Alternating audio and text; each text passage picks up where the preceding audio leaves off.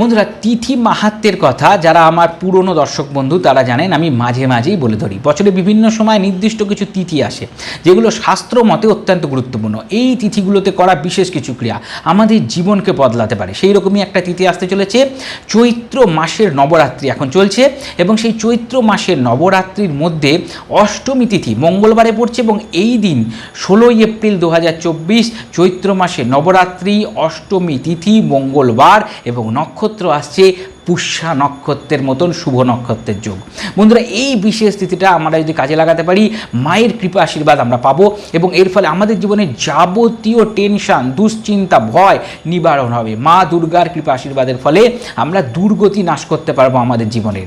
কি উপায় করব সেই বিষয়ে পুঙ্খানুপুঙ্খ আলোচনা করব। আমি আচার্য ঋত্বিক চক্রবর্তী, সহজ ভাষা ধর্মকথার এই নতুন পর্বে আপনাদের সকলকে জানাই সুস্বাগতম।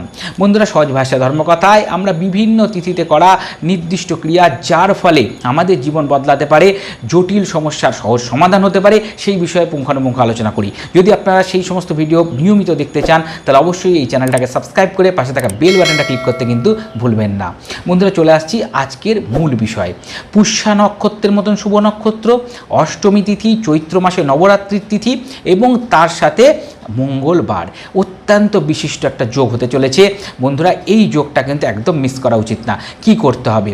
অবশ্যই ভক্তি সহকারে প্রথমেই বলবো মায়ের আরাধনা এই দিন করবেন। যে কোনো মাতৃমন্দিরে যান, পুজো দিন। বাড়িতেও যদি মা থাকে জবা ফুলের মালা কিনে নিয়ে আসুন, মাকে চড়ান। মা দুর্গা, মা কালীর মন্দিরে গিয়ে এই দিন অবশ্যই আরাধনা করুন। মা শক্তির যে কোনো রূপের আরাধনা করুন। এই দিনটা কিন্তু অবশ্যই মায়ের আরাধনা করার অত্যন্ত বিশিষ্ট দিন। এইবার আসছি টোটকা ক্রিয়ায়। এই টোটকা ক্রিয়া করলে আমাদের জীবনের বিভিন্ন রকমের সমস্যা আমরা নিবারণ করতে পারি। মায়ের স্থায়ী বসবাস হবে আমাদের গৃহে। মায়ের বসবাস মানেই আমাদের মাথা থেকে টেনশন দূর হয়ে যাওয়া। সেটা হতে পারে অর্থনৈতিক টেনশন, হতে পারে ব্যবসায়িক টেনশন, ব্যবসা ভালো বাড়ছে না, ভালো চাকরি পাচ্ছি না, অর্থের যোগান হচ্ছে না, পারিবারিক সমস্যা হচ্ছে, স্বামী স্ত্রীর মধ্যে অশান্তি হচ্ছে, বা অনেক দিন ধরে চেষ্টা করছে একটা ভালো বাড়ি কিছুতেই জোগাড় হচ্ছে না, বা বাড়িটা বিক্রি করতে পারছে না, কেস কামারির মধ্যে ঢুকে গেছে, বিভিন্ন রকম কেসে জড়িয়ে যাচ্ছেন, অর্থর তো দেখতেই পাচ্ছেন না, উল্টে বেরিয়ে যাচ্ছে, ধার দেনাতে জড়িয়ে যাচ্ছেন। এই যে নানা রকমের দুশ্চিন্তা সংসার করতে গিয়ে, সেই সমস্ত দুশ্চিন্তা মায়ের চরণে আমরা অর্পণ করে দেব এবং মায়ের কৃপা আশীর্বাদের ফলে দূর হবে। কি করতে হবে? প্রথমে বন্ধুরা কিছু জিনিস আপনাদের হাতের কাছে রাখতে হবে। একটা লাল কাপড় জোগাড় করে নেবেন, একটা রূপোর কয়েন বা রূপোর একটা টুকরো রেখে দেবেন। একটা রূপোর টুকরো লাগবে, যে কোনো একটা রূপোর টুকরো। রূপোর কয়েন হলে তো খুব ভালো। একটুখানি কেশর রেখে দেবেন, একটা লাল চন্দন একটু বাটা লাগবে এবং তার সাথে লাগবে কি শ্বেত অপরাজিতা গাছের মূল, সাদা অপরাজিতা গাছের মূল। এটা আপনারা যে কোনো মূলের দোকান থেকে কিনতে পাবেন, না হলে আপনাদের বাড়ির আশেপাশে যদি গাছ থাকে সেখান থেকে সংগ্রহ করতে পারেন, গাছটার কোনো ক্ষতি সাধন না করে। বন্ধুরা, এরপরে বলবো একটা বয়রা ফল, যেটা আপনারা দশকর্মা দোকানে পেয়ে যাবেন ইজিলি। সেই বয়রা ফল একটা নেবেন আর 9টা লবঙ্গ নেবেন। কি করতে হবে? বন্ধুরা, এই দিনটা যখন শুরু হয়ে যাবে, অর্থাৎ 16 এপ্রিল 2024 মঙ্গলবার দিন সকাল 7টার পর থেকে করার চেষ্টা করবেন। সকাল 7টার পর থেকে পুষ্য নক্ষত্রের যোগটা শুরু হয়ে যাবে 6:30 থেকে। তো 7টার পর থেকে কন্টিনিউ থাকবে, সারা দিন সারা রাত থাকবে, কোনো অসুবিধা নেই। আপনারা যখন ইচ্ছে করবেন। মূলটা নেবেন, ভালো করে গঙ্গা জল দিয়ে ধুয়ে নেবেন এবং ওই যে বললাম কেশরটা, সেটা লাল চন্দনের সাথে একটু বেটে নেবেন। আগে কেশরটা একটু গঙ্গা জলের সাথে ভিজিয়ে রাখবেন বা যে কোনো শুদ্ধ জলের সাথে ভিজিয়ে রাখবেন এবং সেই জলটা দিয়ে যদি আপনারা লাল চন্দনটা বেটে নেন আপনাদের সুবিধা হবে।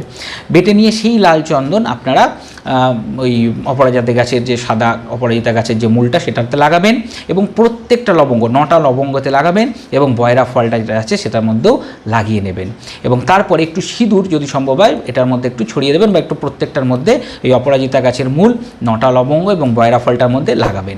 লাগাবার পরে লাল কাপড়টা পেতে রূপোর টুকরোটা রেখে এই সমস্ত যে দ্রব্যগুলো বললাম সেগুলো রেখে দেবেন এবং আপনাদের ঠাকুর ঘরে এটাকে করবেন। রেখে দিয়ে হাত জোর করে আপনারা মায়ের যে মন্ত্রটা বলছি সেই মন্ত্রটা 108 বার জপ করবেন।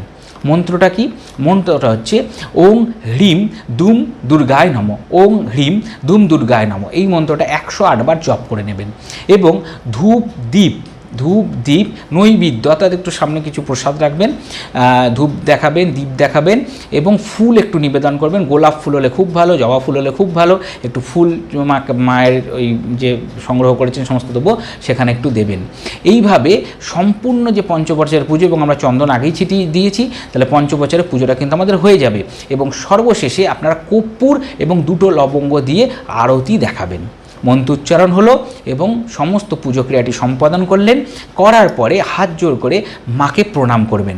ওং সর্বমঙ্গল্যে শিবে সর্বার্থ সাধিকে শরণ্যে ত্র্যম্বকে গৌরী নারায়ণী নমস্তুতে বলে মাকে প্রণাম করবেন। মাকে একটু মনে স্মরণ মনন করবেন, কিছুক্ষণ বসবেন, মাকে স্মরণ করবেন এবং এটাকে ভালো করে বন্ধ করে নিয়ে আটকে নিয়ে মনে করবেন যে মা আপনার আজকে থেকে আপনার গৃহে আসছে বলে ওটাকে নিয়ে আপনারা আপনাদের যে ক্যাশ বাস্ক আছে বা আপনার আলমারিতে কোনো একটা জায়গায় লুকিয়ে রেখে দেবেন। আর কিচ্ছু করতে হবে না, ওইভাবে ওটা থাকবে, ওটা চিরস্থায়ী হিসেবে থাকবে।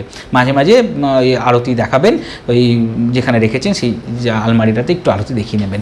এইভাবে যদি এটাকে আপনারা সংগ্রহ করে রেখে দিতে পারেন মায়ের এই বিশেষ দিনে, তাহলে কিন্তু আপনাদের গৃহে অর্থনৈতিক সংকট বা চারিদিক থেকে যে কোনো সংকট থেকে আপনারা মুক্ত হবেন। মায়ের কৃপা আশীর্বাদের ফলে আপনাদের জীবন কিন্তু একটা স্মুথ গতিতে এগোতে শুরু করবে। অত্যন্ত বিশিষ্ট এই ক্রিয়া এই বিশেষ দিনে করার জন্য। এছাড়া বন্ধুরা এই দিন যেহেতু মঙ্গলবার দিন এবং নবরাত্রি চলছে, বজরংবলীর পুজো করাও কিন্তু এই দিন অত্যন্ত ভালো। আপনারা 3টে প্রহর অর্থাৎ সকাল, দুপুর, রাত্রি 3টে প্রহরে 3বার করে টোটাল 9বার হনুমান চালিসা পাঠ করবেন, যদি সম্ভব হয় করবেন। এবং তার সাথে যে কোনো হনুমান মন্দিরে গিয়ে চামেলি ফুলের তেল কিনতে পাওয়া যায় দশকর্মা দোকানে, সেই তেল কিনে এবং তার সাথে যেটা মেটে সিঁদুর পাওয়া যায়, সিঁদুর এদিন বজরংবলীর যে কোনো মন্দিরে গিয়ে চড়াতে পারেন। বন্ধুরা এখানে একটা কথা বলবো, অনেকেই হয়তো আমাকে জিজ্ঞাসা করবে যে দাদা ভাই আমরা তো মহিলা, আমরা কি হনুমান চালিসা পড়তে পারবো বা পুজো দিতে পারবো? অবশ্যই পারবেন।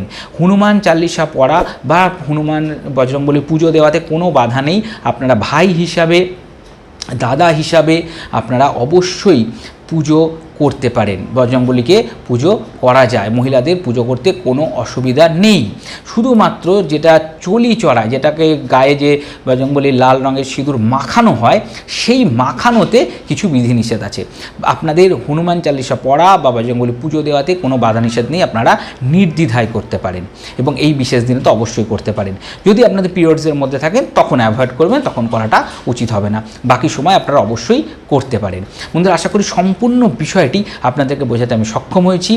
এই বিশেষ দিন কিভাবে আমরা কাজে লাগাবো, আর এর সাথে আমি প্রথমেই বলেছি অবশ্যই যে কোনো মাতৃ মন্দিরে গিয়ে এদিন জবা ফুলের মালা, সন্দেশ ইত্যাদি দিয়ে আপনারা একটু পুজো দেওয়ার ব্যবস্থা করুন।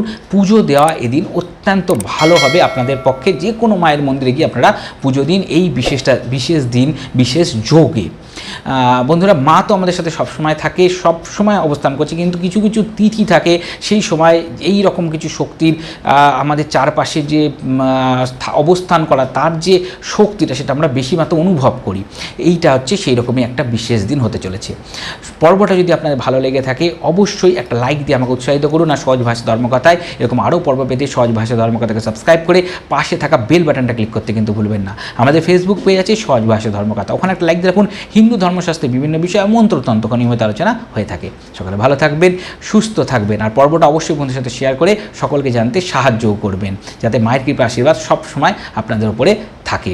এই শুভকামনা নিয়ে আজকের মতন বিদায় নিচ্ছি। জয় মা দুর্গা।